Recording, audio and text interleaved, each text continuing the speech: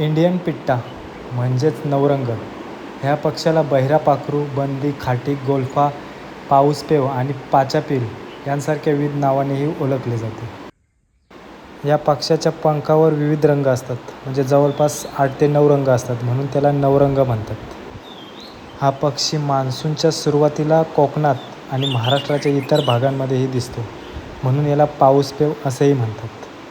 आणि या पक्ष्याचा आवाज इतका मधुर असतो की तुम्ही आवाज ऐकल्यानंतर मन मोहक. हा पक्षी झाडी, पानझडी आणि घनदाट जंगलांमध्ये राहतो आणि हा पक्षी स्थलांतरित आहे. खास करून ह्या सीझनमध्येच आपल्याला तो पाहायला भेटतो आणि इथेच तो अंडी घालतो, आपल्या पिल्लांना जन्म देतो आणि नंतर आपल्या मायदेशी परत जातो.